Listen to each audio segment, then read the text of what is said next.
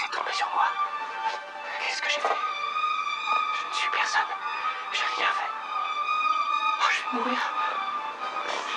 Je suis le chanteur masqué de l'Apocalypse. Et je suis pas content.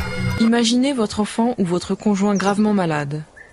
Il existe un remède naturel sans danger ni effet secondaire qui pourrait peut-être le guérir, mais l'Union européenne vous interdit de l'utiliser. Au contraire, les autorités vous obligent à lui administrer des médicaments chimiques aux effets secondaires potentiellement gravissimes.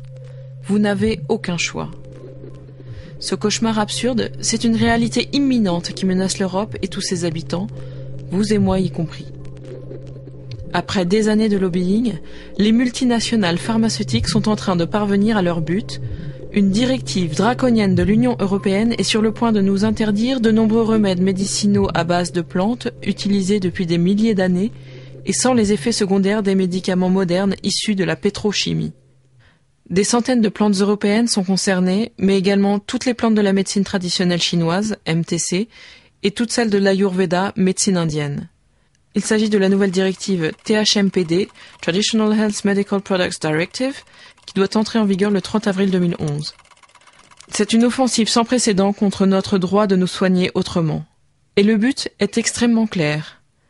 Sécuriser des milliards d'euros de profit pour l'industrie pharmaceutique, pour les années à venir, en obligeant les malades à recourir à leurs médicaments, faute d'alternative.